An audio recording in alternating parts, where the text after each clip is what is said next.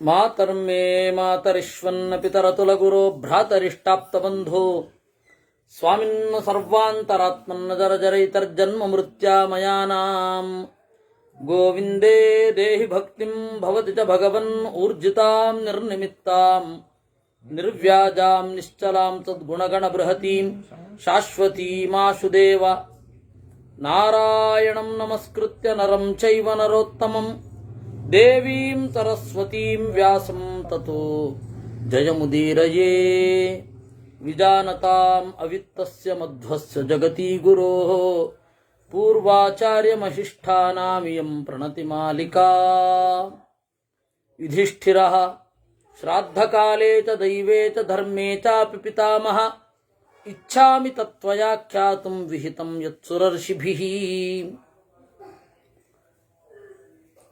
ಶ್ರಾದ್ದ ಕಾಲದಲ್ಲಿ ನಮ್ಮ ಕ್ರಿಯಾಚರಣೆಯ ಕಾಲ ಯಾವುದಿರಬೇಕು? ದೈವವೆನಿಸಿದ ಯಜ್ಞವನ್ನು ಮಾಡುವಾಗ, ಪೂಜೆಯನ್ನು ಮಾಡುವಾಗ ಯಾವಾಗ ಮಾಡಬೇಕು? ಇದು ಹಿಂದಿನವರು ಹೇಗೆ ಹೇಳಿದ್ದಾರೆ ಹಾಗೆ ಹೇಳಿ. ಭೀಷ್ಮಃ ದೈವಂ ಪೌರ್ವಾಹ್ನಿಕೆ ಕುರ್ಯಾತ್ ಅಪರಾಹ್ನೇತು ಪೈತೃಕಂ ಮಂಗಲಾಚಾರ ಸಂಪನ್ನಃ ಕೃತಶೌಚ ಪ್ರಯತ್ನವಾನ್. ದೈವಂ ಪೌರ್ವಾಹ್ನಿಕೆ ಕುರ್ಯಾತ್, ದೇವರ ಪೂಜೆಯನ್ನ ಬೆಳಗ್ಗೆ ಬೇಗ ಮಾಡಬೇಕಂತೆ. ದೈವಂ ಪೌರ್ವಾಹ್ನಿಕೆ ಕುರ್ಯಾತ್. ಆಮೇಲೆ ಅಪರಾಹ್ನೇತ ಪೈತೃಕಂ, ಶ್ರಾದ್ದವನ್ನ ಸ್ವಲ್ಪ ತಡ ಮಾಡಬೇಕು. ಎಲ್ಲಿಯ ತನಕ ತಡ ಮಾಡಬಹುದು? ಒಂದು ಮಧ್ಯಾಹ್ನ ಅದನ್ನು ದಾಟಿದ್ರೂ ಪರವಾಗಿಲ್ಲ, ಮಾಡಬಹುದು. ಫ್ಯಾಕ್ಚುಯಲಿ ಕುತಪ ಕಾಲ ಅಂತ. ಕು ಅಂದ್ರೆ ಭೂಮಿ, ತಪ ಅಂದ್ರೆ ಬಿಸಿ. ಭೂಮಿ ಬಿಸಿಯಾಗುವಾಗ ಮಾಡಿ. ಮಳೆಗಾಲದಲ್ಲಿ ಬಿಸಿ ಆಗತ್ತಾ? ಚಳಿಗಾಲದಲ್ಲಿ ಬಿಸಿ ಆಗತ್ತಾ? ಬದ್ರಿನಲ್ಲಿ ಬಿಸಿನೇ ಆಗಲ್ಲಪ್ಪ. ಅದರಿಂದಾಗ ಅವರೇನು ಮಾಡಿದ್ರು, ಇಲ್ಲ ಒಂದು 10 ಗಂಟೆ ಸುಮಾರಿಗೆ ಮಾಡಬಹುದು ಅಂದರು.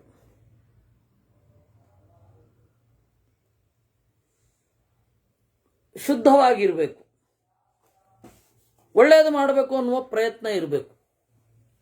ಮಾನುಷಾಣಾಂತು ಮಧ್ಯಾಹ್ನೇ ಪ್ರದದ್ಯಾದುಪಪತ್ತಿತಃ ಕಾಲಹೀನಂ ಚ ಯದ್ದಾನಂ ತದ್ಭಾಗಂ ರಕ್ಷಸಾಂ ವಿದುಃ.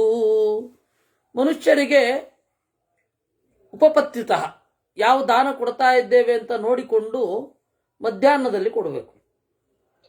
ಅನ್ನದಾನ ಮಾಡೋದಾದ್ರೆ ಮಧ್ಯಾಹ್ನ ತಾನೇ ಕೊಡಬೇಕು. 3 ಗಂಟೆಗೆ ಕೊಡ್ತೀವಿ ಅಂದರೆ ಕಾಲ ಅನ್ನೋದು ಇಂಪಾರ್ಟೆಂಟ್.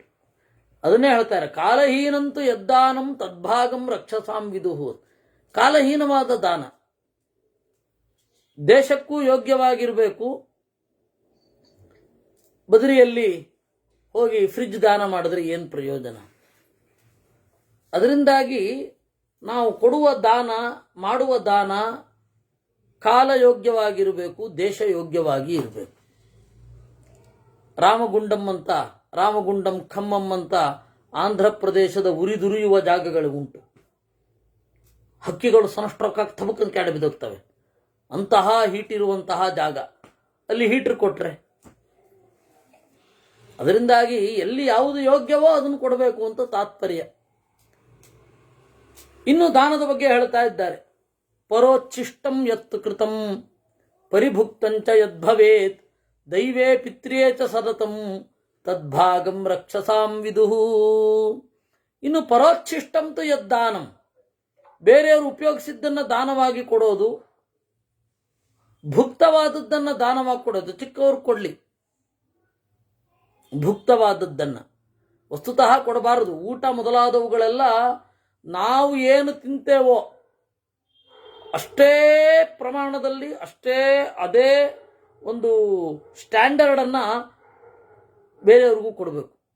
ಕೆಲಸದವ್ರಿಗೆ ಕೊಡಬೇಕಾದ್ರೆ ಅದು ಕಡಿಮೆ ಆಗಿರ್ಬೇಕು, ಆ ಥರ ಮಾಡಬಾರದು. ಎಂತಹ ಕಟ್ಟಕಡೆಯ ಸಮಾಜದ ವ್ಯಕ್ತಿ ಬಂದರೂ ಅವನಿಗೆ ನಾವು ತಿನ್ನುವ ಆಹಾರದಷ್ಟೇ, ನಾವು ಯಾವ ಲೆವೆಲ್ಲಿನ ಆಹಾರ ತಿಂತೀವೋ ಅದೇ ಆಹಾರ ಕೊಡಬೇಕು ಅವನಿಗೆ.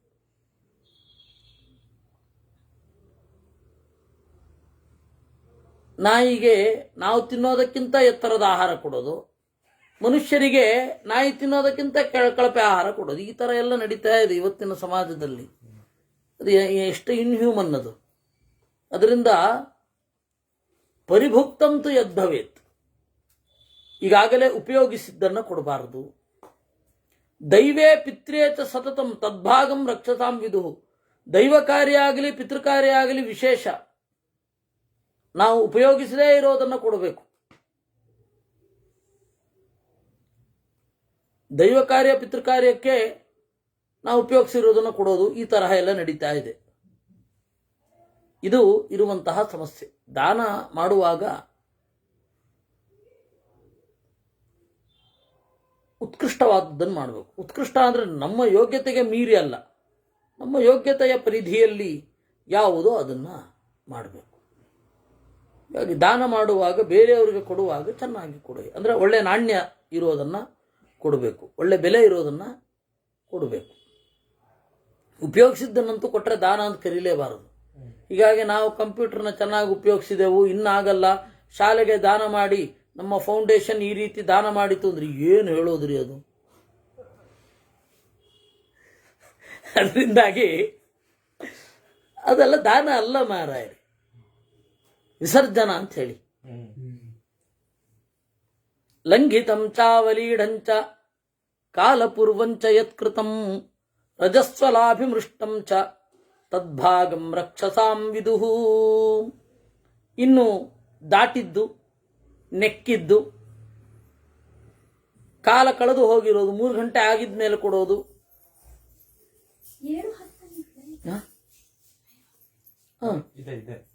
ಏನಾಯ್ತು? ಲೈವ್ ಇಲ್ಲ ಅನ್ಕೊಂಡ್ರು. ಇದೆ. ಇದೆಲ್ಲ ರಾಕ್ಷಸರ ಭಾಗ, ಅವರು ತಗೊಂಡ್ಬಿಡ್ತಾರೆ ಇದನ್ನ. ಕೇಶ ಕೀಟಾವಪತಿತಂ, ಕೂದಲು ಕೀಟ ಮುತ್ತಿರೋದು. ಕ್ಷುತಂ, ನೀವು ಕೊಡುವ ಆಹಾರದ ಮೇಲೆ ಬಿದ್ರೆ. ಶ್ವಭಿರವೇಕ್ಷಿತಂ, ನಾಯಿ ನೋಡಿದ್ರೆ, ಪಿತೃಕಾರ್ಯದಲ್ಲಿ ದೈವ ಕಾರ್ಯದಲ್ಲಿ ಅದನ್ನು ಬಳಸಬಾರದು ಅಂತ. ನಾಯಿ ನೆಕ್ಕೋದಲ್ಲ, ನೋಡಿದ್ರೆ ಸಾಕು. ರುದಿತಂ ಚಾವಧೂತಂಚ, ಅತ್ತು ಕೊಡಬಾರದು, ಸಿಟ್ಟಿನಿಂದ ಕೊಡಬಾರದು, ರಾಕ್ಷಸರು ತಗೊಳ್ತಾರೆ. ನಿರೋಂಕಾರೇಣ ಯದ್ಭುಕ್ತಂ ಸಶಸ್ತ್ರೇಣ ಚ ಭಾರತ ದುರಾತ್ಮನಾ ಚ ಯದ್ಭುಕ್ತಂ ತದ್ಭಾಗಂ ರಕ್ಷಸಾಂ ವಿದುಹು. ಓಂಕಾರ ಇಲ್ಲದೆ ದೇವತಾ ನೈವೇದ್ಯವನ್ನು ಕೊಡಬಾರದು. ದೇವತಾ ನೈವೇದ್ಯ ಮಾಡಬೇಕಾದ್ರೆ ಓಂಕಾರ ಇರಲೇಬೇಕು. ನಿರೋಂಕಾರೇಣ ಯದ್ಭುಕ್ತಂ. ಆಮೇಲೆ ನೀವು ದೇವತಾ ಕಾರ್ಯವನ್ನು ಮಾಡುವಾಗ, ಪಿತೃಕಾರ್ಯವನ್ನು ಮಾಡಬೇಕಾದ್ರೆ ಶಸ್ತ್ರವನ್ನು ಕೈಯಲ್ಲಿ ಹಿಡ್ಕೊಂಡಿರಬಾರದು ಅಂತ. ಪರೋಪಘಾತವಾದ ಶಸ್ತ್ರ ಅದನ್ನು ಇಟ್ಕೊಂಡು ದೇವತಾ ನೈವೇದ್ಯವನ್ನಾಗಲಿ ಶ್ರಾದ್ದವನ್ನಾಗಲಿ ಮಾಡಬಾರದು. ಆಜ್ಯಾಹುತಿಂ ವಿನಾಚೈವ ಯತ್ಕಿಂಚಿತ್ ಪರಿವಿಶ್ಯತೆ ದುರಾಚಾರೈಶ್ಚ ಯದ್ಭುಕ್ತಂ ತದ್ಭಾಗಂ ರಕ್ಷಸಾಂ ವಿದುಹು. ತುಪ್ಪವನ್ನ ಹಾಕಬೇಕು. ಶ್ರಾದ್ದದ ಊಟ ತುಪ್ಪ ಇಲ್ಲದೆ ಇರಬಾರದು. ದೇವತಾ ಸಮಾರಾಧನೆಗೆ ಮಾಡುವಂತಹ ಊಟ ತುಪ್ಪ ಇರದೆ ಇರಬಾರದು. ಇನ್ನು ದುರಾಚಾರರು ಮೊದಲು ಊಟ ಮಾಡಿ ಆಮೇಲೆ ಉಳಿದವರಿಗೆ ಹಾಕಬಾರದು. ಯೇ ಭಾಗ ರಕ್ಷಸಾಂ ಪ್ರೋಕ್ತಾ ತೌಕ್ತಾ ಭರತರ್ಷಭ ಅತ ಊರ್ಧ್ವಂ ವಿಸರ್ಗಸ್ಯ ಪರೀಕ್ಷಾಂ ಬ್ರಾಹ್ಮಣೇ ಶೃಣು. ಇನ್ನು ವಿಸರ್ಗ, ಸಹಾಯ ಯಾರಿಗೆ ಮಾಡಬೇಕೋ ಅದನ್ನು ದಾನ ಅಂತ ಅನ್ಬಾರದು. ಇದೆಲ್ಲ ಈ ಹಿಂದೆ ಹೇಳಿದ್ದೆಲ್ಲ ಮಾಡಿದ್ರೆ ಅದು ರಾಕ್ಷಸರು ತಗೊಳ್ತಾರೆ. ಅಂದರೆ ಅದರಿಂದ ಏನು ಪ್ರಯೋಜನ ಇಲ್ಲ. ಇನ್ನು ವಿಸರ್ಜನೆ, ಯಾವುದನ್ನು ಮಾಡಿದರೆ ಸಮಸ್ಯೆ ಆಗುತ್ತೋ ಅಂಥದ್ದು. ಉದಾಹರಣೆಗೆ ಯಾವಂತ ಪತಿತಾ ಪ್ರೋಕ್ತಾ ಜಡೋನ್ಮತ್ತಾಸ್ತಥೈವ ಚ, ಯಾರು ಹುಚ್ಚರಿರ್ತಾರೆ, ಮೂರ್ಖರಿರ್ತಾರೆ, ಪತಿತರಿರ್ತಾರೆ, ಅವ್ರಿಗೆ ಶ್ರಾದ್ದದಲ್ಲೇ ಆಗಲಿ ದೈವ ಕಾರ್ಯದಲ್ಲೇ ಆಗಲಿ ಮೊದಲ ಊಟವನ್ನು ಅವ್ರಿಗೆ ಹಾಕಬಾರದು. ದಯೆಗೆ ಪಾತ್ರರು ನಿಜ, ಹಾಗಂತ ಹೇಳಿ ಮೊದಲ ಊಟಕ್ಕೆ ಹಾಕಬಾರದು. ಯೋಗ್ಯರಾಗಿದ್ದವರು, ವೃದ್ಧರು, ಹಿರಿಯರು, ಒಳ್ಳೆ ಅಂಗಾಂಗ ಇರುವವರು ಅವರಿಗೆ ಹಾಕಿದ ಮೇಲೆ ಇವ್ರಿಗೆ ಹಾಕಬೇಕು. ದೈವ ಕಾರ್ಯದಲ್ಲಾಗಲಿ ಪಿತೃ ಕಾರ್ಯದಲ್ಲಿ ಆಗಲಿ. ತೀವ್ರ ಅನಾರೋಗ್ಯ ಹೊಂದಿರುವವರನ್ನ ಶ್ರಾದ್ದದ ಊಟಕ್ಕೆ ಕರಿಬಾರದು.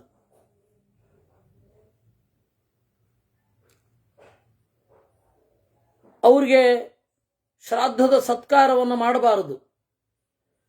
ಅನಾರೋಗ್ಯ ಹೊಂದಿರುವವರು, ತೀವ್ರವಾದ ದೈಹಿಕ ವೈಕಲ್ಯವನ್ನು ಹೊಂದಿರುವವರು, ಚಿಕಿತ್ಸಕ ದೇವಲಕಾ ವೃಥಾ ನಿಯಮಧಾರಿಣ ಸೋಮ ವಿಕ್ರಯಿಣಶ್ಚೈವ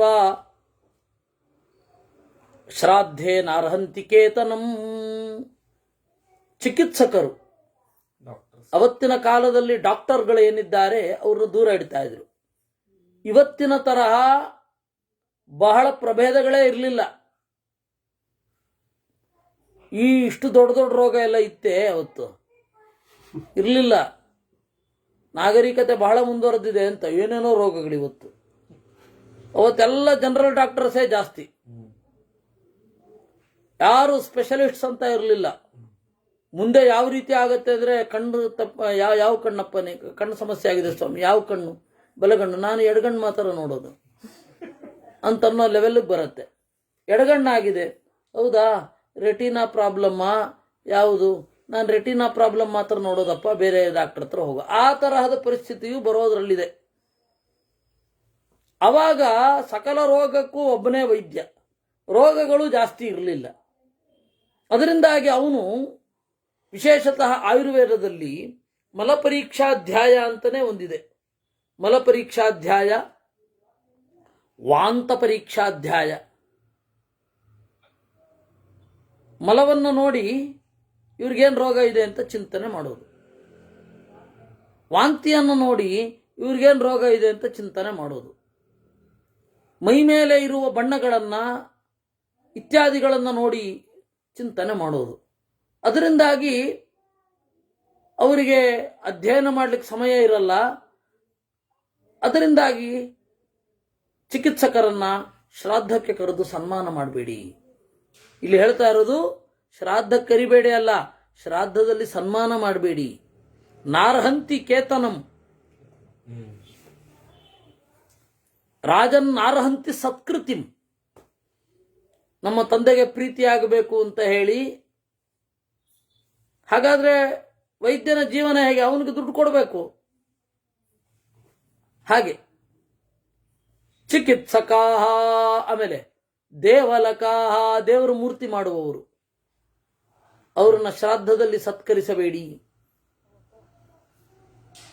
ಕಾರಣ ಏನು ಅಂದ್ರೆ, ನಾವು ಯಾರನ್ನ ಸತ್ಕರಿಸಬೇಕು? ಯಾರು ಜ್ಞಾನದ ದಾರಿಯಲ್ಲಿರ್ತಾರೆ ಅವ್ರನ್ನ ಯಾಕೆ ಸತ್ಕರಿಸಬೇಕು? ನಮಗೂ ಜ್ಞಾನ ಬರಲಿ ಅಂತ.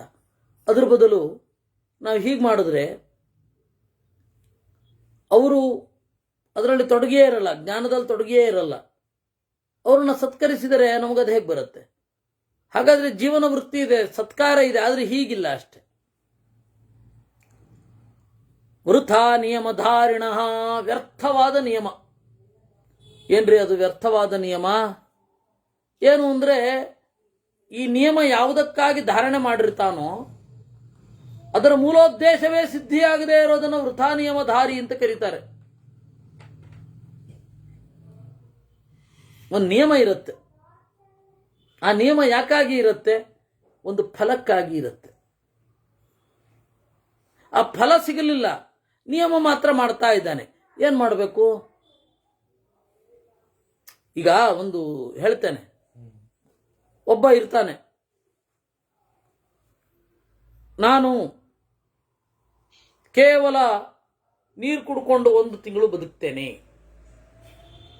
ನಾನು ಕೇವಲ ಇದೇನದು ಕೀಟೋ ಡಯೆಟ್ಟ, ಕೀಟೋನ ಕೇಟೋನ ಕೀಟೋ ಡಯೆಟ್ ಮಾಡ್ಕೊಂಡು ಬದುಕ್ತೇನೆ, ಉಪವಾಸ ಪರ ಅಂತ ಹೋಗಿ ಮಾಡ್ಬಿಡೋದಲ್ಲ, ಸನ್ಮಾನ ಮಾಡ್ಬಿಡೋದಲ್ಲ. ಯಾಕೆ ಉಪವಾಸ ಮಾಡಬೇಕು? ನಿರಂತರ ಜ್ಞಾನನಿಷ್ಠತೆಗಾಗಿ ಉಪವಾಸ ಮಾಡೋದು ಯಾಕೆ? ದೇವರು ಪ್ರೀತನಾಗಲಿ ಅಂತ. ನೀವು ವೃಥಾ ನಿಯಮಧಾರಿ. ಆಮೇಲೆ ಇನ್ ಕೆಲವು ಇರುತ್ತೆ, ಒಂದೇ ಕೈ ಮೇಲ್ಗಡೆ ಇಟ್ಕೊಂಡಿರ್ತೀನಿ, ಮೇಲೆ ಎತ್ತಿಟ್ಕೊಂಡಿರ್ತೀನಿ, ತಗೊಂಡೇನ್ ಮಾಡೋಣ? ಆ ಥರದ್ದು ಏನೇನೋ ಇರುತ್ತೆ ನಿಯಮಗಳು. ನನಗೆ ಒಬ್ಬ ಬಂಗಾಳದ ಸ್ನೇಹಿತ ಇದ್ದ. ನನಗೆ ತಿರುಪತಿ ಯೂನಿವರ್ಸಿಟಿಯಲ್ಲಿ ಅವಾಗ ಕೆಲಸ ಮಾಡ್ತಾ ಇದ್ವಿ, NLP ಅಂತ. ಆ NLPಯೇ ಈಗ ಆರ್ಟಿಫಿಷಿಯಲ್ ಇಂಟೆಲಿಜೆನ್ಸ್ AI ಆಗಿ ಬದಲಾಗಿರೋದು. ಫಸ್ಟು ಅದರ ಪೂರ್ವ ರೂಪ AI ಮೊದಲು ಟ್ರಾನ್ಸ್ಲೇಷನ್ ಸಾಫ್ಟ್ವೇರ್ ಮಾಡಲಿಕ್ಕೆ ಅದು ನಾವು ಟ್ಯಾಗ್ ಮಾಡಬೇಕಿತ್ತು ಸಿಸ್ಟಮ್ನಲ್ಲಿ, ಲೈನಕ್ಸ್ ಇದರಲ್ಲಿ ಮಾಡಬೇಕಿತ್ತು. ಅಲ್ಲಿ ಅವನು ಒಬ್ಬ ನನ್ನ ಬಂಗಾಳದ ಸ್ನೇಹಿತ ಇದ್ದ. ಅವ್ರು ಕೇಳಿದ, ನೀವು ಏಕಾದಶಿ ಏನು ಮಾಡ್ತೀರಾ? ಏನು ಮಾಡಲ್ಲಪ್ಪ, ಉಪವಾಸ ಮಾಡ್ತಿರ್ತೀವಿ, ಸಾಧ್ಯವಾದಷ್ಟು ಓದೋದೋ ಜಪ ಮಾಡೋದೋ ಏನೋ ಮಾಡ್ತೀವಿ. ಏಕಾದಶಿ ಮಾಡೋದು ಹಾಗಲ್ಲ ಅಂದ. ಮತ್ತಿನ್ನು ಹೇಗೆ? ಬೆಳಗ್ಗೆ 8 ಗಂಟೆಗೆ ನಿಂತರೆ ಸಂಜೆ 5 ಗಂಟೆಯ ತನಕ ಕೂತ್ಕೊಳ್ಳೇಬಾರದು. ಅದೇ ಏಕಾದಶಿ ವ್ರತ. ಆಮೇಲೆ ತಿಂಡಿಯೋ ಊಟವೋ ಮಾಡಬಹುದು. ಏಕಾದಶಿ ಮಾಡೋದು ಯಾಕೆ? ನಿಂತ್ಕೊಳ್ಬಾರದು, ನಿಂತ್ಕೊಳ್ಬೇಕು ಅಲ್ಲ, ಇರೋದು ದೇವರ ಪ್ರೀತ್ಯರ್ಥವಾಗಿ. ಆದ್ರೆ ಈ ವ್ರತ ಯಾಕೆ? ನಿಂತ್ಕೊಳ್ಳೋದೇನೋ ಒಳ್ಳೇದೇ, ಕೂತ್ಕೊಂಡ್ರೆ ನಿದ್ರೆ ಬರಬಹುದು ಅನ್ನೋ ಕಾರಣಕ್ಕೆ ಇರಬಹುದು. ಜಪ ಮಾಡೋದಿಲ್ಲ, ಸುಮ್ಮನೆ ಇರ್ತೀವಿ ಅಂದ್ರೆ ಏನರ್ಥ? ಅದರಿಂದಾಗಿ ವೃಥಾ ನಿಯಮಧಾರಿಣ. ಆಮೇಲೆ ಏನೋ ಒಂದು ವ್ರತ, ನಾವು ಸೂರ್ಯನ ಕಡೆಗೆ ತಿರ್ಕೊಂಡಿರ್ತೀವಿ, ಬೆನ್ನು ಕಾದಿರತ್ತೆ, ಹೊಟ್ಟೆ ತಂಪಾಗಿರುತ್ತೆ. ಅದು ತಗೊಂಡು ಏನು ಮಾಡೋಣ? ನಿಮ್ಮ ಹೊಟ್ಟೆ ತಂಪಾದರೆ ನಿಮಗೂ ಏನು ಪ್ರಯೋಜನ ಇಲ್ಲ, ನಮಗೂ ಏನು ಪ್ರಯೋಜನ ಇಲ್ಲ, ಯಾವುದಕ್ಕೂ ಪ್ರಯೋಜನ ಇಲ್ಲ. ಈ ತರಹದ ನಿಯಮಗಳನ್ನೆಲ್ಲ ಮಾಡುವವರನ್ನ ನೀವು ಶ್ರಾದ್ದದಲ್ಲಿ ಕರೆದು ಸತ್ಕರಿಸ್ಬಿಡಿ, ಏನು ಪ್ರಯೋಜನ ಅಂತ ಕೇಳ್ತಾರೆ. ಸಾಹಸ ಮಾಡುವವರು, ಬಲ್ಬು ತಿನ್ನುವವರು, ಶ್ರಾದ್ದದಲ್ಲಿ ನಾವು ಭೋಕ್ತೃಗಳಾಗಿ ಕರಿತೇವೆ, ನೋಡಿ ಎಷ್ಟು ಚೆನ್ನಾಗಿ ಒಳ್ಳೆ ಭೋಕ್ತೃತ್ವ ಇರ್ತದೆ, ಏನು ಮಾಡೋದ್ರಿ? ಹಾಗಲ್ಲ ಅವೆಲ್ಲ. ಆಮೇಲೆ ಸೋಮ ವಿಕ್ರಯಣಶ್ಚೈವ, ಸೋಮವನ್ನ ಮಾರಬಾರದು. ಅವಾಗ ಒಂದು ಕಾಲದಲ್ಲಿ ಸೋಮ ಅಂತ ಹೇಳಿ ಒಂದು ಬಳ್ಳಿ ಇತ್ತು. ಆ ಸೋಮಲತೆಯನ್ನ ಹಿಂಡಿದರೆ ಏನು ರಸ ಬರುತ್ತೆ ಅದರದ್ದೇ ಆಹುತಿ, ಸೋಮಾಹುತಿ. ಆ ಸೋಮಪಾನ ಬೇರೆ. ಇವ್ರು ಈಗ ಸೋಮ ಬಳ್ಳಿ ಸಿಗಲ್ಲ, ಮದ್ಯಪಾನವನ್ನೇ ಸೋಮಪಾನ ಅಂದ್ಬಿಡ್ತಾರೆ. ಓಹ್, ಏನು ಅವಾಗ ಸೋಮಪಾನ ಮಾಡ್ತಾ ಇರಲಿಲ್ವಾ? ಅಯ್ಯೋ, ಮದ್ಯ ಅಲ್ಲ ಮಾರಾಯರೆ. ಯಾಕೆಂದ್ರೆ ಅದೇ ವೇದ ಹೇಳುತ್ತೆ, ಸೋಮಂ ಪಿಬೇತ್ ನಸುರಾಂ ಪಿಬೇತ್ ಅಂತ ಹೇಳುತ್ತೆ. ಅದರಿಂದಾಗಿ ಶ್ರಾದ್ದದಲ್ಲಿ ಇವ್ರು ಯಾರನ್ನು ಕುಡಿಸಬಾರದು. ಗಾಯಕ ನರ್ತಕಾಶ್ಚೈವ ಪ್ಲವಕಾವಾದಕಾಸ್ತಥಾ ದೂತಕ ಯೌತಕಾಶ್ಚೈವ ರಾಜನ್ನರ್ಹಂತಿ ಕೇತನಂ. ಇನ್ನು ಇಂಪಾಗಿ ಹಾಡ್ತಾ ಇರ್ತಾರೆ, ತಂದು ಕುಡಿಸ್ಬಿಡೋದಲ್ಲ. ಶ್ರಾದ್ದದಲ್ಲಿ ಸತ್ಕಾರ, ಗಾಯನವೇ ಯಾರ ಪ್ರೊಫೆಷನ್ ಆಗಿರುತ್ತೆ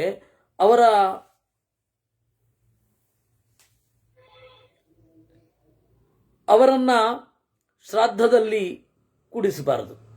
ಕೆಲವೊಮ್ಮೆ ಅವನು ಒಳ್ಳೆ ವಿದ್ವಾಂಸನೂ ಆಗಿರ್ಬಹುದು, ಒಳ್ಳೆ ಸಂಗೀತನೂ ಬಂದು ಅಲ್ಲ, ಅಲ್ಲಲ್ಲ, ಆಗಿದ್ರೆ ನಮ್ಮ ದಿಲೀಪ್ ಅವ್ರ ಪ್ರಶ್ನೆ ಇಲ್ಲಿ ಕಾಣ್ತಾ ಇರೋ ದಿಲೀಪ್ ಅಲ್ಲ, ದಿಲೀಪ್ ಸುಂದರ್ ಅವ್ರದ್ದು ಪ್ರಶ್ನೆ. ಅವ್ರು ಏನು ಹೇಳ್ತಾ ಇದ್ದಾರೆ, ಒಳ್ಳೆ ವಿದ್ವಾಂಸನೂ ಆಗಿರಬಹುದು, ಒಳ್ಳೆ ಹಾಡುಗಾರ ಅಂತ. ಸಾಮಾನ್ಯವಾಗಿ ಒಬ್ಬ ಒಳ್ಳೆ ಹಾಡುಗಾರ ವಿದ್ವಾಂಸನಾಗಿದ್ದರೆ ಅವನ ಮುಂದೆ 2 ಆಪ್ಷನ್ ಇರುತ್ತೆ. ಶಾಸ್ತ್ರವನ್ನು ಚಿಂತನೆ ಮಾಡ್ತಾ ಬದುಕೋದು, ಹಾಡು ಹೇಳ್ತಾ ಬದುಕೋದು. ಆ ಹಾಡು ಏನಾಗುತ್ತೆ, ದೇವರ ಹಾಡು ಹೇಳ್ತಾನೋ ಅಥವಾ ಆಲಾಪ ವಿಲಾಪಗಳಿಗೆ ಅನುಕೂಲ ಆಗುವ ಹಾಗೆ ವಿಪ್ರಲಂಭ ಶೃಂಗಾರದ ಹಾಡುಗಳನ್ನು ಹಾಡ್ತಾನ ಅಂತ. ಈಗ ಮೀರಾ ಭಜನ್ ಬೇರೆ, ವಿಪ್ರಲಂಭ ಶೃಂಗಾರವೇ ಬೇರೆ. ಕೆಲವೊಮ್ಮೆ ಸಾಹಿತ್ಯ ಮುಖ್ಯವೇ ಆಗಲ್ಲ ಅವ್ರಿಗೆ. ಆಲಾಪನೆ ಮಾಡಲಿಕ್ಕೆ ಒಂದು ಸಾಹಿತ್ಯದ ತುಣುಕಿದ್ರೂ ಆಯಿತು. ತರೀಕೆರೆ ಏರಿ ಮೇಲೆ 3 ಕರಿ ಕುರಿ ಮೇಯ್ತಿತ್ತ, ಅದನ್ನ ಎಲ್ಲ ರಾಗಗಳಲ್ಲಿಯೂ ಇರಿಸಿ ಹೊರಳಿಸಿ ಅದ್ದಿ ತೆಗೆದು ಒಣಗಾಕ್ಬಿಡ್ತಾರೆ. ಗಾಯಕರಿಗೆ ಅದು ಮುಖ್ಯವೇ ಅಲ್ಲ, ಸಾಹಿತ್ಯ ಮುಖ್ಯವೇ ಅಲ್ಲ. ಅವ್ರಿಗೆ ಒಂದು ಆಸರೆ ಬೇಕು. ಏನು ಇಟ್ಕೊಂಡು ಹಾಡೋದು, ಅಂತ ಹಾಡ್ತಾ ಇದ್ರೆ ಜನ ಮನೋರಂಜನೆ ಅಲ್ಲ, ಅದಕ್ಕೊಂದು ಬೇಕು. ಜನರಿಗೂ ಬೇಕಾಗಿಲ್ಲ, ಸಾಹಿತ್ಯ ಬೇಡ. ನನಗೆ ಆಶ್ಚರ್ಯ ಆಗಿದ್ದೇನು ಅಂದರೆ, ಯಾವುದೋ ಒಂದು ಇದರಲ್ಲಿ 1 ಬಾರಿ ಸ್ಮರಣೆ ಸಾಲದೆ ಹಾಡಿದ್ದಾರೆ. ಎಲ್ಲರೂ ತನ್ಮಯತೆಯಿಂದ ಕೇಳ್ತಾ ಇದ್ದಾರೆ. ಆ ಜಡ್ಜ್ಗಳೆಲ್ಲ ಮಧ್ವಾಚಾರ್ಯರು ಅಂತಂದ್ರೆ ಏನು ಅಂತನೂ ಗೊತ್ತಿಲ್ಲ. 1 ಬಾರಿ ಸ್ಮರಣೆ ಸಾಲದೆ ಯಾರೋ ಒಬ್ಬ ಹಾಡಿದ್ದಾನೆ. ಅವನು ಹಾಡದವನು ಮಧ್ವಾಚಾರ್ಯ ಬಗ್ಗೆ ಗೊತ್ತಿಲ್ಲ, ಅವನು ಬೇರೆ ಯಾರೋ. ಇವರು ಆ ರಾಗ ಇಂಪಾಗಿದೆ ಅಂತ ಹಾಡ್ತಾ ಇದ್ದಾರೆ. ಅದಕ್ಕೊಂದು ರಾಗ, ಅದು ಸಾಹಿತ್ಯ ಅನ್ನೋದು ನೆಪ ಅಷ್ಟೇ. ಅಂತಹ ಗಾಯಕರಿದ್ರೆ ಏನ್ ಮಾಡಬಹುದು, ಅಂಥವ್ರನ್ನೇ ಗಾಯಕರು ಅಂತ ಅನ್ನೋದು. ಇನ್ನು ಗಾಯನಕ್ಕಾಗಿ ಏನೇನು ಮಾಡ್ಕೋತಾರೋ, ಚಾಮುಂಡೇಶ್ವರಿ ಅನ್ನಲ್ವೇ, ಸಾಹಿತ್ಯ ಬೇಕಾಗೇ ಇಲ್ಲ ಅವ್ರಿಗೆ. ಅದರಿಂದ ಗಾಯಕರನ್ನು ಕೂಡಿಸ್ಬೇಡಿ, ನರ್ತಕರ. ಮತ್ತೆ ಇನ್ನೊಂದೇನಂದ್ರೆ, ಅವರು ಬೇರೆ ಹಾಡುಗಳನ್ನ ಹಾಡ್ತಾರಲ್ಲ, ಅದು ಬೇರೆಯೇ. ಕೃಷ್ಣ ಪ್ರಸಾದ್ ಊರಿನವನಂತೆ ಅವನು, ಆ 1 ಬಾರಿ ಸ್ಮರಣೆ ಸಾಲದೆ ಹಾಡಿದವನು. ನನಗೆ ಆ ಹಾಡು ಕೇಳಿದ ಕೂಡಲೇ ಎಲ್ಲಿ ಗೊತ್ತಾಯ್ತು ಅಂದ್ರೆ, ಇವ್ರಿಗೆಲ್ಲ ಮಧ್ವಾಚಾರ್ಯ ಹಾಗಾದ್ರೆ ಇಷ್ಟ ಆಗೋದ್ರ ಅಂತ ನಮ್ಮ ತಲೆನಲ್ಲಿ. ಹಾಗೆ ಬಹಳ ಚೆನ್ನಾಗಿ ಹಾಡಿದ ನೋಡ್ರಿ ಇವನು ಅಂತ ತೋರಿಸಿದ್ರು ನನಗೆ. ಆ ಎದುರುಗಡೆ ಇದ್ದ ಯಾವುದೋ ಒಂದು ಸ್ಪರ್ಧೆ ಅಂತ ಜಡ್ಜ್ಗಳೆಲ್ಲ ಅದ್ರ ಮಧ್ವಾಚಾರ್ಯ ಇಷ್ಟ ಆಗೋದ್ರ ಅಂದ್ರೆ, ಅವ್ರು ಮಧ್ವಾಚಾರ್ಯ ಹೆಸರು ಕೂಡ ಗೊತ್ತಾಗಿಲ್ಲ ಅವ್ರಿಗೆ. ಆನಂದ ತೀರ್ಥರ ಅಷ್ಟೇ. ಆನಂದ ತೀರ್ಥರು ಯಾರೋ, ಯಾರಿಗೆ ಬೇಕು. ಆ ಗಾಯನದ ಇಂಪಿಗೆ ತಲೆದೂಗಿ ಬಿಟ್ಟಿದ್ದಾರೆ. ಅದನ್ನ ತಿಳ್ಕೊಳ್ಬೇಕು ಅಂತನೂ ಅನ್ಸಿಲ್ಲ ಮತ್ತೆ ಅವ್ರಿಗೆ. ಇಷ್ಟು ಚೆನ್ನಾಗಿದೆ ಒಬ್ಬರದ್ದು ಹಾಡು, ವಾದಿರಾಜರ ಹಾಡು ಇಷ್ಟು ಚಂದ ಉಂಟು, ಹೌದಾ? ಹಾಗಾದ್ರೆ ಈ ಹಾಡು ಯಾರ ಬಗ್ಗೆ ಇದೆ ಅವ್ರನ್ನ ತಿಳ್ಕೊಳ್ಬೇಕು ಅಂತನೂ ಅನ್ಸಿಲ್ಲ. ಅಂತ ತಗೊಂಡೇನ್ ಮಾಡ್ತೀರ? ಇನ್ನು ನರ್ತಕಾಶ್ಚೈವ, ನರ್ತಕರು ಅವ್ರ ಪ್ರೊಫೆಷನ್ನು ಜ್ಞಾನದ ಗುರಿ ಅಲ್ವೇ ಅಲ್ಲ, ರಸಾಸ್ವಾದ ಬೇರೆಯವರಿಗೆ ಕೊಡಲಿಕ್ಕಾಗಿ ಅವರು ನರ್ತನ ಮಾಡ್ತಾರೆ. ನರ್ತನವನ್ನು ಕೀಳುಗಳಿತಾ ಇಲ್ಲ. ಅವ್ರ ಉದ್ದೇಶ ಏನು? ಜ್ಞಾನ ಅಂತೂ ಅಲ್ಲ, ಕಲೆಯಿಂದ ಬದುಕ್ತೇವೆ ಅಂತ. ಇನ್ನು ಪ್ಲವಕ, ಹಾರುವವರು, ನೆಗೆಯುವವರು, ಕುಣಿಯುವವರು, ಸರ್ಕಸ್ ಮಾಡುವವರೆಲ್ಲ ದೊಂಬರಾಟ ಅಂತಾರಲ್ಲ, ದೊಂಬರು ಅಂತ ಒಂದು ಜನಾಂಗ, ಅವ್ರ ಆಟ.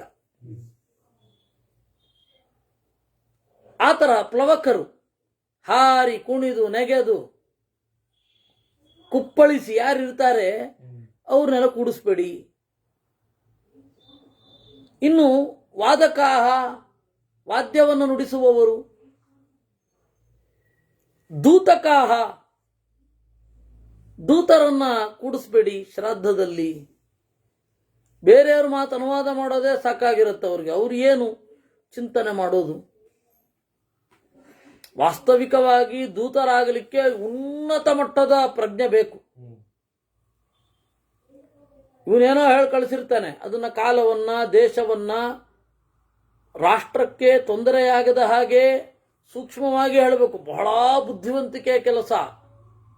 ಆದರೆ ಜ್ಞಾನವೇ ಅವ್ರ ಜೀವನ ಆಗಿರಲ್ಲ. ರಾಜರ ಸಂಪರ್ಕ ಬೇರೆ ಇರುತ್ತೆ, ಅದರಿಂದಾಗಿ ದೂತರನ್ನ ಶ್ರಾದ್ದದಲ್ಲಿ ಕೂಡಿಸ್ಬೇಡಿ. ಇನ್ನು ಯೌತಕಾಹ, ಹೊಲಿಯುವವರೇ ಮೊದಲಾದವರು, ಅವರು ಕೂಡಿಸ್ಬೇಡಿ. ಯಾಕಂದ್ರೆ ಅವ್ರ ಜೀವನದ ಉದ್ದೇಶ ಅದಲ್ಲ ಮಾರಾಯರೆ. ಜ್ಞಾನ ಕೇಂದ್ರಿತವಲ್ಲದವರನ್ನು ಕೂಡಿಸ್ಬೇಡಿ ಅಂತ ತಾತ್ಪರ್ಯ. ಹೋತಾರೋ ವೃಷಲಾನಾಂಚ ವೃಷಲಾಧ್ಯಾಪಕಾಸ್ತಥಾ ತಥಾ ವೃಷಲಮಿತ್ರಾಶ್ಚ ವೃಷಲಾನ್ನಭುಜಸ್ತಥಾ. ಇನ್ನು ವೃಷಲಾನಾಂಚ ಹೋತಾರಃ, ಧರ್ಮದ್ರೋಹಿಗಳ ಪೌರೋಹಿತ್ಯ ಮಾಡುವವರು. ಹೊರಗಡೆಯಿಂದ ತಾವು ಬಹಳ ಸೆಕ್ಯುಲರ್ ಅಂತ ತೋರಿಸ್ಕೊಳ್ತಾರೆ, ಒಳಗಡೆಯಿಂದ ಕಪಟದಿಂದ ಹೋಮಾದಿಗಳನ್ನು ಮಾಡ್ತಾ ಇರ್ತಾರೆ. ಅವರು ಹೋಮ ಮಾಡೋದು ಯಾಕೆ? ಶತ್ರುನಾಶ ಆಗಲಿ ಅಷ್ಟೇ ಅವ್ರ ತಲೆನಲ್ಲಿ. ಇನ್ನೇನು ದೇವರಲ್ಲಿ ಭಕ್ತಿ ಗಿಕ್ತಿ ಎಲ್ಲ ಇರಲ್ಲ ಅವ್ರಿಗೆ. ಅವರು ಧರ್ಮಲಂಡರು ಅಂತ ಗೊತ್ತಿದ್ರೂ ಕೂಡ ಅವರ ಪೌರೋಹಿತ್ಯ ಮಾಡೋದು ಅಂದ್ರೆ ಏನು? ನಮ್ಮ ನೈತಿಕ ಅಧಪ್ಪತನ ಅಲ್ವೇ? ಅಂತವ್ರನ್ನ ಶ್ರಾದ್ದದಲ್ಲಿ ಕೂಡಿಸ್ಬೇಡಿ. ವೃಷಲಾಧ್ಯಾಪಕಾಸ್ತಥಾ, ವೃಷಲರಿಗೆ ಸೂಕ್ಷ್ಮವನ್ನು ಹೇಳಿಕೊಡುವಂತಹ, ಫೀಡ್ ಮಾಡುವಂತಹ ಒಂದು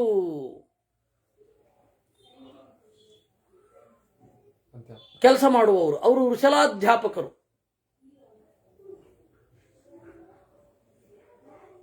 ಸಮಾಜ ಹಾಳು ಮಾಡಲಿಕ್ಕೆ ಎಷ್ಟು ಬೇಕೋ ಅಷ್ಟು ಮಾತುಗಳನ್ನು ಅವ್ರಿಗೆ PA ಆಗಿ ನಿಂತು ಹೇಳಿಕೊಡುವವರು. ತಥಾ ವೃಷಲ ಮಿತ್ರಾಶ್ಚ, ಧರ್ಮದ್ರೋಹಿಗಳ ಜೊತೆಗೆ ನಿಕಟ ಸಂಪರ್ಕದಲ್ಲಿ ಇರೋದು. ಕರಿಬೇಡಿ ಅವ್ರನ್ನೆಲ್ಲ. ಅನಜ್ಞಯಶ್ಚ ಯೇ ವಿಪ್ರಾಹ ಮೃತ ನಿರ್ಯಾತಕಾಸ್ತಥಾ ಸ್ಥೇನಾ ಮಿತ್ರದ್ರಹಶ್ಚೈವ ರಾಜನ್ ಅರ್ಹಂತಿ ಕೇತನಂ. ಅಗ್ನಿದ್ವೇಷಿಗಳು, ಅಗ್ನಿಗೆ ಅವಮಾನ ಮಾಡುವವರು. ಅಗ್ನಿಗೆ ಯಾರು ಅವಮಾನ ಮಾಡ್ತಾ ಇರ್ತಾರೆ, ಕಾಲು ತೋರಿಸುವವರು ಅಗ್ನಿಗೆ. ಅದಕ್ಕೆ ನಮ್ಮಲ್ಲಿ ಕ್ಯಾಂಪ್ ಫೈರ್ ಇರಲಿಲ್ಲ. ಕ್ಯಾಂಪ್ ಫೈರ್ ಹಾಕಿದ್ರು ಕೂಡ ಮೈ ಕಾಯಿಸ್ಕೊಳ್ತಾರೆ. ವಾಸ್ತವವಾಗಿ ಹಾಗಿಲ್ವೇ ಇಲ್ಲ. ನೀವು ಯಾಗಾಗ್ನಿಯಲ್ಲಿ ಮಲಗಬಹುದು, ಯಾಗಾಗ್ನಿಯ ಪಕ್ಕದಲ್ಲಿ ಮಲಗಬಹುದು, ಮಲಗಲಿಕ್ಕೆ ನಿಷೇಧ ಏನಿಲ್ಲ. ವಾಸ್ತವವಾಗಿ ಚಳಿ ಜಾಸ್ತಿ ಆದಾಗ ಮತ್ತೆಂತ ಮಾಡೋದು? ಆದ್ರೆ ಅದಕ್ಕೆ ಕಾಲು ತೋರಿಸೋದೆಲ್ಲ ಮಾಡಬಾರದು. ಅದ್ರ ಪಕ್ಕದಲ್ಲಿ ನಡೆದ್ರೆ ಸಾಕು, ಕಾಲು ಬಿಸಿ ಆಗೇ ಆಗುತ್ತೆ. ನೀವು ಅದಕ್ಕೆ ಸ್ಪೆಷಲ್ ಎಫರ್ಟ್ ಏನು ಹಾಕ್ಬೇಕಾಗಿಲ್ಲ. ಒಟ್ಟಾರೆ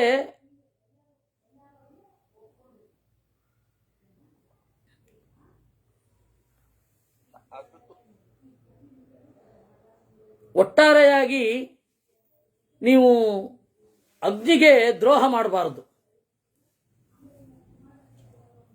ಅಗ್ನಿಗೆ ಅವಮಾನ ಮಾಡಬಾರದು, ಅಗ್ನಿಯಲ್ಲಿ ಕೆಟ್ಟ ವಸ್ತುಗಳನ್ನು ಹಾಕಬಾರದು. ಏನಂದ್ರೆ ಸದ್ಗುರು ಅದೇ ಅದೇ ಅದೇ ಕೈಕಾಲೆಲ್ಲ ತೋರಿಸ್ಬಾರದು. ಆಮೇಲೆ ಯಾವುದೇ ಕಾರಣಕ್ಕೂ ಅಗ್ನಿಯ ಮೇಲೆ, ಅಗ್ನಿಯಲ್ಲಿ ಕೆಟ್ಟ ವಸ್ತುಗಳನ್ನು ಹಾಕಬಾರದು, ಕೆಟ್ಟ ವಸ್ತುಗಳಿಗೆ ಬೆಂಕಿ ಹಾಕಬಾರದು. ಇದು ಒಂದ್ ರೀತಿ ಅರ್ಥ ಮಾಡ್ಕೋಬೇಕು. ಈಗ ವೇಸ್ಟ್ ಇಂದ ಎನರ್ಜಿ ಪ್ರೊಡಕ್ಷನ್ ಅಂತ ಹೇಳಿ ತುಂಬಾ ದೇಶಗಳಲ್ಲಿ, ಸಿಂಗಾಪುರ್ ಇಂಥ ಕಡೆ ಎಲ್ಲ ಮಾಡ್ತಾ ಇದ್ದಾರೆ. ಅಗ್ನಿ ಆಗಲೇ ಹೊತ್ತಿರುವಂತ ಅಗ್ನಿಗೆ ಹಾಕಬಾರ್ದು ಅಂತಲೋ ಅಥವಾ ಅಗ್ನಿ ಅಂತ ವಸ್ತುಗಳಿಗೆ ಹೊತ್ತಿಸಲೇಬಾರದು ಅಂತಲೋ? ಅಲ್ಲ, ಅಲ್ಲಿ ಆ ವೇಸ್ಟ್ ಮ್ಯಾನೇಜ್ಮೆಂಟ್ ಬೇರೆನೇ ತರಹ ಇರಬೇಕು. ಆ ವೇಸ್ಟಿನಿಂದ ಕರೆಂಟ್ ತಯಾರು ಮಾಡೋದು ಬೇರೆ ವಿಚಾರ. ಆದರೆ ನಮ್ಮಲ್ಲಿ ಮೂಲಭೂತವಾಗಿ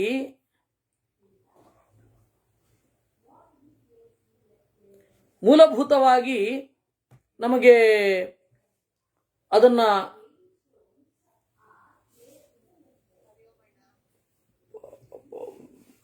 ಅದು ಉತ್ಪಾದನೆ ಮಾಡದಿರೋ ಹಾಗೆ ನೋಡ್ಬೇಕಿತ್ತಲ್ವಾ. ಕೆಟ್ಟ ವಸ್ತುವನ್ನ ಹಾಕಬಾರದು. ಕೆಟ್ಟ ವಸ್ತುವಿಗೆ ಬೆಂಕಿ ಕೊಡುವಾಗ ತೊಂದರೆ ಇಲ್ಲ. ಹೋಮದ ಅಗ್ನಿಗೆಲ್ಲ ಬಂದು ಏನೇನೋ ಹಾಕಿದರೆ, ಸೀರೆ ಹಾಕದೆ, ಕವರ್ ಹಾಕದೆ, ಅವೆಲ್ಲ ಮಾಡೋದು ಯಾವ ಪುರುಷಾರ್ಥಕ್ಕೆ? ಇದೆಲ್ಲ ಅಗ್ನಿದ್ರೋಹ. ಅದರಿಂದಾಗಿ ಅಗ್ನಿಯನ್ನ ದ್ವೇಷ ಮಾಡುವುದ ಸಾಲಲ್ಲೇ ಇವರು ಸೇರ್ತಾರೆ. ಅನಗ್ನಯಶ್ಚ ಯೇ ವಿಪ್ರಾಹ ಸ್ಥೇನಾ ಮಿತ್ರದ್ರೋಹಶ್ಚೈವ, ಕಳ್ಳರು, ಮಿತ್ರದ್ರೋಹಿಗಳು, ಇವ್ರು ಯಾರನ್ನೂ ಕೂಡ ನಾವು ಶ್ರಾದ್ದದಲ್ಲಿ ಕೂಡಿಸಬಾರದು. ತಥಾ ವಾರ್ಧುಷಿಕೋ ಋಣಕರ್ತಾ ಚ ಯೋ ರಾಜನ್ ಯಶ್ಚ ವಾರ್ಧುಷಿಕೋ ದ್ವಿಜಃ. ಇನ್ನು ವಿಪರೀತ ಸಾಲ ಯಾರಿಗಿರುತ್ತೆ ಅವನು ಕೂಡಿಸ್ಬೇಡಿ ಅಂತಾರೆ. ವಿಪರೀತ ಸಾಲ ಮಾಡಿರ್ತಾನೆ, ಅವನಿಗೆ ಅದರಲ್ಲಿ ಗಮನವೇ ಹೋಗಲ್ಲ, ಜ್ಞಾನದಲ್ಲಿ, ಸಾಲ ತೀರಿಸೋದ್ರಲ್ಲಿ. ಅದಕ್ಕೆ ಅವನು ಈ ವೃತ್ತಿಯನ್ನು ಆಯ್ದುಕೊಂಡ್ರೆ ಏನ್ ಮಾಡೋದು? ತಥಾ ವಾರ್ಧುಷಿಕೋ ಜನಃ. ವೃದ್ಧಿ ಅಂದ್ರೆ ಬಡ್ಡಿ, ಬಡ್ಡಿಯಿಂದ ಬದುಕುವ ವ್ಯಕ್ತಿಯನ್ನ ಶ್ರಾದ್ದದಲ್ಲಿ ಕೂಡಿಸಬೇಡಿ, ಸತ್ಕರಿಸಬೇಡಿ.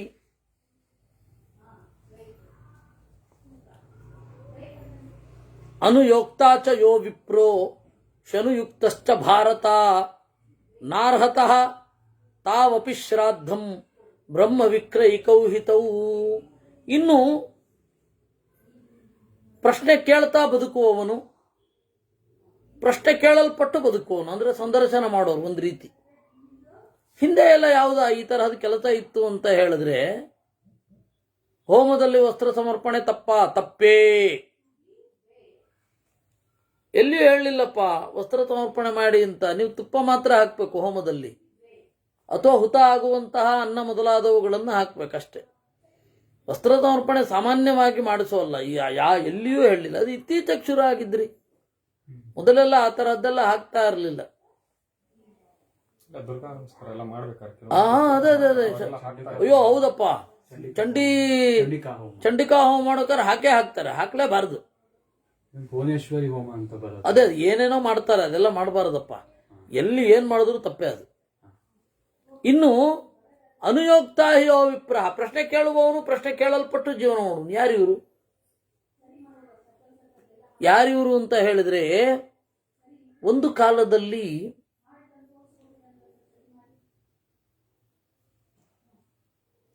ಕಾಲದಲ್ಲಿ ಗ್ರಂಥಗಳನ್ನ ರಚನೆ ಮಾಡಲಿಕ್ಕೆ, ಟೀಕೆ ಅಂದ್ರೆ ಕಾಮೆಂಟ್ರಿ ಮಾಡುವವರು,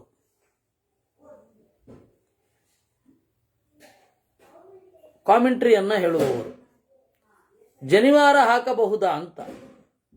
ವಾಸ್ತವವಾಗಿ ಜನಿವಾರ ಹಾಕಲಿಕ್ಕಿಲ್ಲ, ಅದು ಜನಿವಾರದ ಸ್ಥಾನದಲ್ಲಿ ತುಪ್ಪವನ್ನೇ ಹಾಕ್ಬೇಕು. ಏನೋ ಇದು ಬಂದ್ಬಿಟ್ಟಿದೆ, ಉಪಕರ್ಮದಲ್ಲಲ್ವಾ ನೀವು ಕೇಳ್ತಾ ಇರೋದು. ಜನಿವಾರ ಹಾಕಲಿಕ್ಕೂ ಇಲ್ಲ, ತುಪ್ಪವನ್ನೇ ಜನಿವಾರದ ಪ್ರತಿನಿಧಿಯಾಗಿ ಹಾಕಬೇಕು. ಅವನಿಗೆ ಯಾಕೆ ಬ್ರಹ್ಮಸೂತ್ರ? ಅಗ್ನಿಗೆ. ಈಗಾಗಲೇ ಅವನ ಹತ್ರ ಇದೆ, ಇರ್ಲಿ, ಅದೇನೋ ಬಂದ್ಬಿಟ್ಟಿದೆ. ಅದು ಬಟ್ಟೆ ಅಂತೂ ಹಾಕೋದು ಭೀಕರ ಅದು. ಆಮೇಲೆ ಉರಿತಾ ಇದೆ ಅಂತ ಹೇಳಿ ಪ್ಲಾಸ್ಟಿಕ್ ಹಾಕ್ಬಿಡೋದು, ಅದು ಭೀಕರವೇ. ಹೋಮದ ಅಗ್ನಿಗೆ ಹಾಕಬೇಡಿ. ಅನುಯೋಕ್ತ ಒಂದು ಗ್ರಂಥವನ್ನ ರಚನೆ ಮಾಡೋದು ಅಂತ ಅಲ್ಲ. ಹಣ್ಣು ಕಾಯಿ ಹಾಕಿದ್ರೆ ತೊಂದರೆ ಇಲ್ಲ, ಅದು ಇದಾಗೋಗುತ್ತೆ, ಭಸ್ಮ ಆಗೋಗುತ್ತೆ, ಮತ್ತೆ ಯಾವ ತೊಂದರೆಯೂ ಇಲ್ಲ ಅದರಿಂದ. ಬಟ್ಟೆ ಗಿಟ್ಟೆ ಎಲ್ಲ ಹಾಕಿದ್ರೆ ಅದು ಈಗಂತೂ ಶುದ್ಧ ಹತ್ತಿ ಇದ್ದೇ ಇರಲ್ಲ, ಏನೇನೋ ಮೆಟೀರಿಯಲ್ ಇರ್ಲಿ. ಆ ಥರದ್ದು ಯಾವುದು ಹಾಕಬೇಡಿ. ದುರ್ವಾಸನೆ ಬರುವ ಯಾವುದನ್ನು ಹಾಕಬೇಡಿ. ಇನ್ನು ಅನುಯೋಕ್ತಾ ಚ ಯೋ ವಿಪ್ರಹ, ಒಂದು ಕಾಲದಲ್ಲಿ ಗ್ರಂಥ ರಚನೆ ಮಾಡಬೇಕು ಅಂತ ಹೇಳಿದ್ರೆ, ಅಥವಾ ಟೀಕೆ ರಚನೆ ಮಾಡಬೇಕು ಅಂದ್ರೆ ಅದಕ್ಕೆ ಪ್ರಶ್ನೆ ಕೇಳಬೇಕು. ನೀವು ಪ್ರಶ್ನೆ ಕೇಳದೇನೆ ನಮಗೆ ಉತ್ತರ ಹುಟ್ಟಲ್ಲ. ಪ್ರಶ್ನೆ ಕೇಳಬೇಕು ಅಂತ, ಅದೇ ಕೆಲಸ. ಊರಿಂದ ಊರಿಗೆ ಹೋಗೋದು, ಅಲ್ಲಿ ಸ್ಥಳೀಯ ಪಂಡಿತರನ್ನ ನಿಮ್ಗೇನಾದ್ರು ಗ್ರಂಥ ರಚನೆ ಮಾಡಬೇಕು ಅಂತ ಉಂಟಾ? ಆಯ್ತು, ಪ್ರಶ್ನೆ ನಾವು ಕೇಳ್ತೀವಿ. ನೀವು ಯಾವುದೇ ಗ್ರಂಥ ಬರೆದ್ರು ನಾವು ಪ್ರಶ್ನೆ ಕೇಳ್ತಾ ಹೋಗ್ತೀವಿ, ನೀವು ಉತ್ತರ ಬರಿತಾ ಹೋಗಿ. ಈ ವೃತ್ತಿ ಒಂದು ಕಾಲದಲ್ಲಿ ಇತ್ತು. ಇವತ್ತಿನ ಪರಿಭಾಷೆಯಲ್ಲಿ ಆಮೇಲೆ ನೆಕ್ಸ್ಟ್ ನೋಡಿದ್ರೆ ವಾದ, ವಾಕ್ಯಾರ್ಥ ಮಾಡ್ತಾ ಕೂತ್ಕೊಳ್ಳೋದು.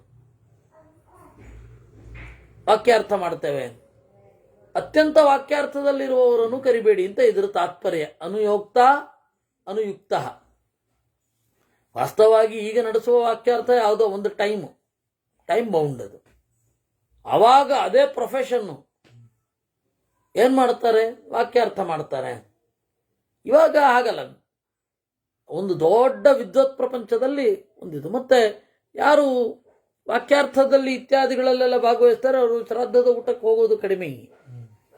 ಹಾಗೆ ಅದರಿಂದ ಅನಾರ್ಹತಸ್ತಾವಪಿ ಶ್ರಾದ್ದಂ ಬ್ರಹ್ಮ ವಿಕ್ರಯಿಕೌ ಹಿತೌ ಅಗ್ರನೀರ್ಯ ಕೃತ ಪೂರ್ವಂ ವರ್ಣಾವರ ಪರಿಗ್ರಹ ಬ್ರಾಹ್ಮಣ ಸರ್ವ ವಿದ್ಯೋಪಿ ರಾಜನ್ನಾರ್ಹತಿ ಕೇತನಂ. ಆಮೇಲೆ ಎಲ್ಲ ವಿದ್ಯೆ ಇರುತ್ತೆ ಆ ಬ್ರಾಹ್ಮಣನಿಗೆ, ಆದರೆ ಯೋಗ್ಯವಾದ ನಡವಳಿಕೆ ಇರಲ್ಲ. ಅವನನ್ನು ಶ್ರಾದ್ದಕ್ಕೆ ಕೂಡಿಸ್ಬೇಡಿ. ಸ್ತ್ರೀ ಪೂರ್ವ ಪರಪುತ್ರಾಶ್ಚ ಯಾವಂತೋ ಭರತರಜಭ ಅಜಪ ಬ್ರಾಹ್ಮಣಾಶ್ಚೈವ ಶ್ರಾದ್ಧೇ ನಾರ್ಹಂತಿ ಕೇತನಂ. ಅಮ್ಮ ಅವರ ಗಂಡನನ್ನು ಕರಿಬೇಡಿ ಅಂತಾರೆ ಶ್ರಾದ್ದಕ್ಕೆ. ಪೂರ್ತಿ ಅವಳು ಹೇಗೆ ಹೇಳ್ತಾಳೋ ಹಾಗೆ ಕೇಳೋದು. ಆ ಥರದವ್ರನ್ನು ಕರಿಬೇಡಿ, ಜಪ ಮಾಡದವರನ್ನು ಕರಿಬೇಡಿ. ಹೀಗೆ ಸಾಮಾನ್ಯವಾಗಿ ಇದು ಇವರನ್ನು ಕರಿಬೇಡಿ ಅಂತ. ಮತ್ತೆ ಯಾರನ್ನು ಕರಿಬೇಕು? ಚೀರ್ಣವ್ರತ ಗುಣೈರ್ಯುಕ್ತಾ ಭವೇಯುರಿಯೇಚ ಕರ್ಚಿತಾ ಸಾವಿತ್ರಿಜ್ಞಾ ಕ್ರಿಯಾವಂತಹ ತೇ ರಾಜನ್ ಕೇತನ ಕ್ಷಮಾ. ಚೀರ್ಣವ್ರತ ವ್ರತ ಇರಬೇಕು, ಸ್ವಾಧ್ಯಾಯಾದಿ ವ್ರತಗಳು ಒಳ್ಳೆ ಗುಣಗಳಿಂದ ಕೂಡಿರಬೇಕು. ಕರ್ಷಿತಾ ತಮ್ಮನ್ನ ಅವರು ನಿಗ್ರಹ ಮಾಡಿಕೊಂಡಿರಬೇಕು. ಗಾಯತ್ರಿ ಮಂತ್ರದ ಅರ್ಥ ಗೊತ್ತಿರಬೇಕು. ಕ್ರಿಯಾವಂತರಾಗಿರ್ಬೇಕು. ಅವ್ರನ್ನ ಕೂಡಿಸ್ಬೇಕು. ಕಡೆಗೆ ಯಾರು ಸಿಗಲಿಲ್ಲ ಅಂದ್ರೆ ಕ್ಷತ್ರಿಯನನ್ನು ಕೂಡಿಸಬಹುದು ಅಂತಾರೆ, ಈ ತರ ಗುಣ ಇದ್ರೆ. ಕ್ಷತ್ರ ಧರ್ಮಾಣಮಪ್ಯಾದವು ಕೇತಯತ್ ಕುಶಲಂ ಪುನಃ ನತ್ವೇವ ವಣಿಜಂ ತಾತ ಶ್ರಾದ್ಧೇ ಚು ಪರಿಕಲ್ಪಯೇತ್. ವ್ಯಾಪಾರಿಯನ್ನು ಮಾತ್ರ ಶ್ರಾದ್ದದಲ್ಲಿ ಅಗ್ರಭೋಕ್ತೃವಾಗಿ ಕೂಡಿಸಬೇಡಿ. ಈಗಾಗಲೇ ಒಂದು ವೃತ್ತಿ ಇದೆಯಲ್ಲ, ಹಾಗೆ ಅದರ ಅರ್ಥ. ಶ್ರಾದ್ದವನ್ನು ಇದು ವ್ಯಾಪಾರವನ್ನು ಕೀಳಿಗೆಳಿತಾ ಇಲ್ಲ. ಯಾರು ಅಗ್ನಿಹೋತ್ರಿ ಯಾರಿರ್ತಾನೆ ಅವನಿಗೆ ಹೇಳಿ. ಅಕಲ್ಕ ಕ್ರೋಧಕಲ್ಕಶ್ಚ ಬ್ರಾಹ್ಮಣೋ ಭರತರಚಭ ಸಸಂಜ್ಞೋ ಭೈಕ್ಷವೃತ್ತಿಶ್ಚ ಸರಾಜನ್ ಕೇತನ ಕ್ಷಮಃ. ತೀವ್ರವಾದ ಪಾಪಗಳನ್ನು ಮಾಡದವ, ಸ್ವಲ್ಪ ಕೋಪ ಇದ್ರೂ ಕೂಡ ಅವನನ್ನು ಸಹಿಸಿ ಕರೆದು ಬಿಡಿ.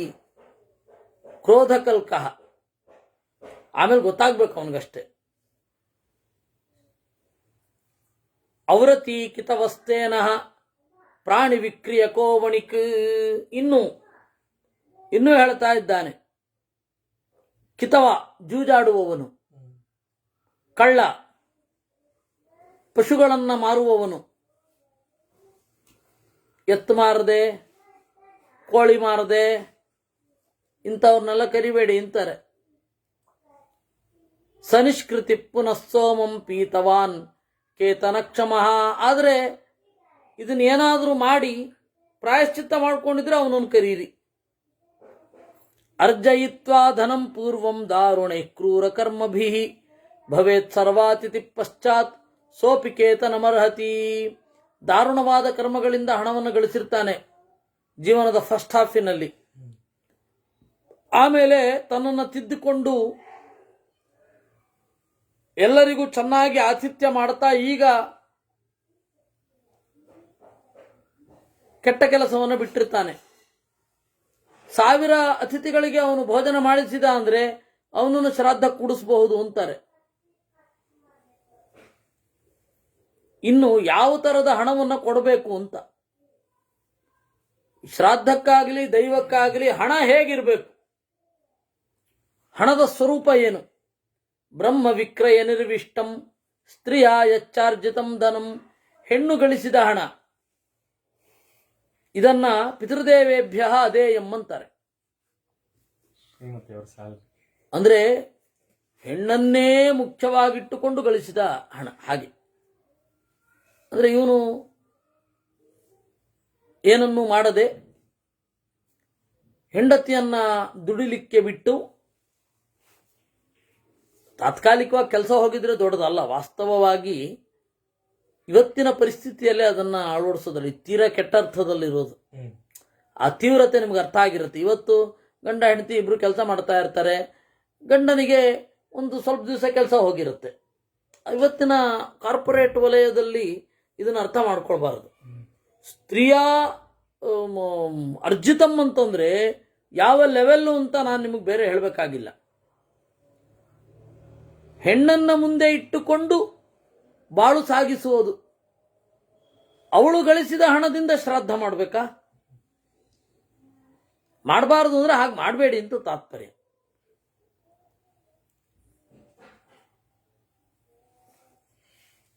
ಕ್ರಿಯಮಾಣೇಪವರ್ಗೇತು ಯೋದ್ವಿಜೋ ಭರತರಷಭ ನವ್ಯಾಹರತಿ ಯದ್ಯುಕ್ತಂ ತಸ್ಯ ಧರ್ಮೋ ಗವಾನೃತಂ. ಶ್ರಾದ್ದಸ್ಯ ಬ್ರಾಹ್ಮಣ ಕಾಲ ಪ್ರಾಪ್ತಂ ದಧಿಘೃತಂ ತಥಾ. ಈಗಿನ ತರಹ ಸಾಂವತ್ಸರಿಕ ಶ್ರಾದ್ದವಲ್ಲದೆ ಯಾವಾಗ ಮನಸ್ಸು ಬರುತ್ತೋ ಅವಾಗ ಮಾಡಿಬಿಡ್ತಾ ಇದ್ರು. ಮನಸ್ಸು ಬರೋದು ಅಂದ್ರೆ ಒಳ್ಳೆ ಬ್ರಾಹ್ಮಣ ಸಿಗಬೇಕು, ಒಳ್ಳೆ ತುಪ್ಪ ಮೊಸರುಗಳಿರ್ಬೇಕು. ಅವಾಗ ಒಬ್ಬ ಬ್ರಾಹ್ಮಣನು ಸಿಕ್ಕಿದ್ದೀರಾ ಶ್ರಾದ್ದ ಮಾಡಿಬಿಡ್ತೀವಿ ಅಂತ ಇದ್ರು ಅವಾಗ. ಈಗ ಆ ತರಹ ಯಾರು ಮಾಡಲ್ಲ, ಮಾಡ್ಲಿಕ್ಕಾಗೋದು ಇಲ್ಲ. ಇವತ್ತಿನ ಪರಿಸ್ಥಿತಿ ಬೇರೆ ಇದೆ. ಅವತ್ತು ಏನಿತ್ತು ಅಂತ ಹೇಳಲಿಕ್ಕೆ ನಾನು ಹೇಳಿದ್ದು. ಮುಹೂರ್ತಾನಾಂತ್ರಯ ಪೂರ್ವಂ ಅನ್ನ ಪ್ರಾತರಿತಿ ಸ್ಮೃತಂ ಜಪಧ್ಯಾನಾದಿಭಿಸ್ತಸ್ಮಿನ್ ವಿಪ್ರೈಃ ಕಾರ್ಯಂ ಶುಭವ್ರತಂ. ಯಾವಾಗ ಮಾಡಬೇಕು? ಕಾಲ ಯಾವಾಗ? ಒಂದು ಮುಹೂರ್ತ, ಸಾಮಾನ್ಯವಾಗಿ 45 ನಿಮಿಷ. ಬೆಳಗ್ಗೆ ಬ್ರಾಹ್ಮಿ ಮುಹೂರ್ತದಿಂದ 3 ಮುಹೂರ್ತ ಜಪ, ಸ್ನಾನ, ಪೂಜೆ ಇತ್ಯಾದಿಗಳಿಗೆ ವಿನಿಯೋಗ ಆಗತ್ತೆ. ಆಯ್ತಾ? ಅದಾದ ಮೇಲೆ ಮಧ್ಯಾಹ್ನ 3 ಮುಹೂರ್ತ. ಅದರಲ್ಲಿ ಮಧ್ಯಭಾಗದಲ್ಲಿ ಅಂದರೆ ಸರಿಸುಮಾರು 10ವರೆಗೇನೆ ಬರುತ್ತೆ. ಮಾಡಿ ಶ್ರಾದ್ದವನ್ನ. ಕೆಲವ್ರು ಏನ್ ಮಾಡ್ತಾರೆ, ಕುತಪಕಾಲ ಅಂತಂದ್ರೆ ಬಹಳ ಭೂಮಿ ವಿಪರೀತ ಬಿಸಿ ಆಗಬೇಕು ಅಂತ ಅವ್ರು ಅದು ಹೇಳಲ್ಲ. ಶ್ರಾದ್ದ ಕಾಲ ಅಂದ್ರೆ 2 ಗಂಟೆಗೆ ಶುರು ಮಾಡಬೇಕು ಅಂತ ಅವರು ಕರ್ತೃಗಳು ಚೆನ್ನಾಗಿ ತಗೊಂಡ್ಬಿಟ್ಟಿರ್ತಾರೆ. ಆ ತರಹ ಮಾಡಬೇಡಿ. ಅದ್ರ ಬದಲು ಬೆಳಗ್ಗೆನೆ ಮಾಡ್ಬೋದು, 10ವರೆಗೆ ಮಾಡ್ಬೋದು. ಅದಕ್ಕೆ ಶಾಸ್ತ್ರದಲ್ಲಿ ಪರ್ಮಿಷನ್ ಇದೆ. ಶ್ರಾದ್ದದಲ್ಲಿ ಲೇಟ್ ಆಗಬೇಕು ಅಂದ್ರೆ ಮಾಡಿ, ತೊಂದರೆ ಇಲ್ಲ. ನೀವು ಉಪವಾಸ ಇರಬೇಕು. ಹಾಗಂತ ನಿಮ್ಮ ಪರಿವಾರದವ್ರನ್ನೆಲ್ಲ ಉಪವಾಸಕ್ಕೆ ಹಾಕ್ಬೇಡಿ. ಇನ್ನೊಂದು, ಈಗ ಬಹಳ ಮಡಿವಂತರು ಕೆಲವೊಮ್ಮೆ ಚಿಕ್ಕ ಮಕ್ಕಳಿಗೆ ಊಟಕ್ಕೆ ಹಾಕಲಿಕ್ಕೆ ಅಥವಾ ಚಿಕ್ಕ ಮಕ್ಕಳಿಗೆ ತಿಂಡಿ ತಿನ್ನಿಸ್ಲಿಕ್ಕೆ ಬಿಡಲ್ಲ. ಅವರು ಇವ್ರದ್ದು ಪೂಜೆ ಆಗೋ ತನಕ ಕಾಯಬೇಕು ಅಂತ. ಅದು ಬೇಕಿಲ್ಲಪ್ಪ. ಇನ್ಹ್ಯೂಮನ್ ಅದು. ಉಪವಾಸ ಮಾಡಬೇಕಾಗಿರೋರು ನೀವು, ಜಪ ಮಾಡಬೇಕಾಗಿರೋರು ನೀವು.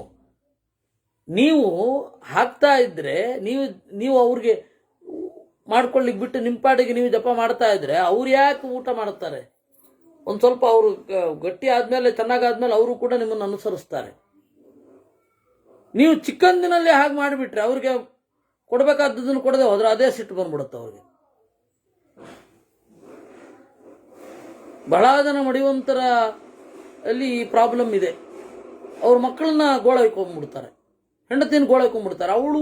ಅವಳು ತಿಂಡಿ ತಿಂದು ಚೆನ್ನಾಗಿರ್ಲಿ ಮಾರ್ಯಾರೆ, ನೀವು ಜಪ ಮಾಡಿ. ಮಕ್ಕಳು ತಿನ್ಲಿ, ನೀವು ಜಪ ಮಾಡಿ. ನಿಮ್ದನ್ನ ನೋಡಿ ಅವ್ರು ಬರ್ತಾರೆ ಆಮೇಲೆ. ಎಂಥ ವೈದಿಕರನ್ನು ನೋಡಿದ್ದೀನಿ ನಾನು ಅಂತಂದ್ರೆ, ತಂದೆ ತಾಯಿಗಳು ಕಾಫಿ ಕುಡಿತಾರೆ ಅಂತ ಹೇಳಿ ತಂದೆ ತಾಯಿಗಳನ್ನು ದೂರ ಇಟ್ಟ ಮಂದಿಯನ್ನು ನಾನು ನೋಡಿದ್ದೇನೆ. ಇನ್ನೂ ಭೀಕರವಾದವರಿದ್ದಾರೆ. ಸಣ್ಣ ಕಾರಣ, ಇದೇನು ಶಾಸ್ತ್ರ ಏನೋ ಜ್ಞಾನ ಬಂದ್ಬಿಡಲ್ಲ, ಆಯ್ತಪ್ಪ ದೂರ ಇಟ್ಟಲ್ಲ ನಿಮಗೆ ಅಪರೋಕ್ಷ ಜ್ಞಾನ ಬಂತ ಅಂತ ಕೇಳಿದ್ರೆ ಏನು ಉತ್ತರ ಅವ್ರ ಹತ್ರ?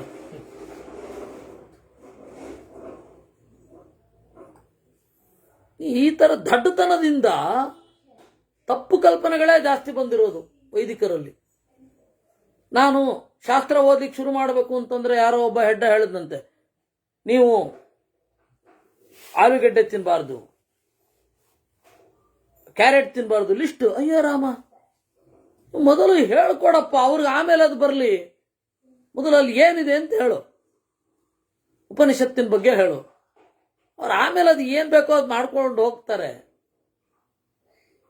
ಇಂದ್ರಿಯ ನಿಗ್ರಹ ಅಂದ್ರೆ ಏನು ಅಂತ ಹೇಳು, ಜ್ಞಾನಕ್ಕೆ ಏನು ಪ್ರಾಮುಖ್ಯ ಇದೆ ಅಂತ ಹೇಳು ಅಷ್ಟೇ. ಅದು ಬಿಟ್ಟು ಇದೆಲ್ಲ ಎಂಥದ್ರಿ ಇದು? ಇಂಥವರಿಂದ ಹಾಳಾಗಿರೋದು ಸಮಾಜ.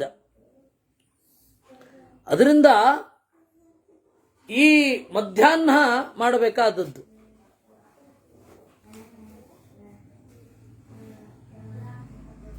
ಇನ್ನು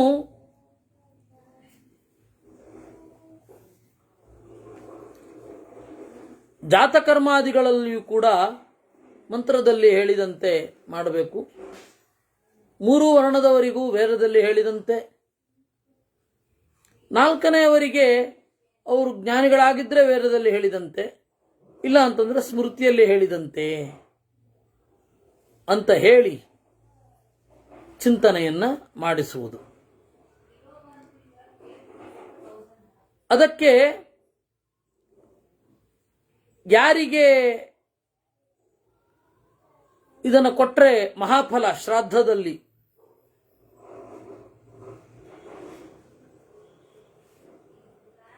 ಶ್ರಾದ್ದದಲ್ಲಿ ಜ್ಞಾನಿಗಳಿಗೆ ಕೊಡಬೇಕು.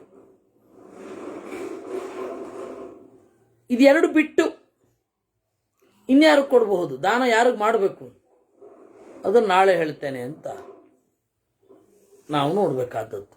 ಸಾಕು. ಕೃಷ್ಣಾರ್ಪಣಮಸ್ತು. ಗುರುಗಳೇ, ಈಗ ಶ್ರಾದ್ದ ಮಾಡಿಸ್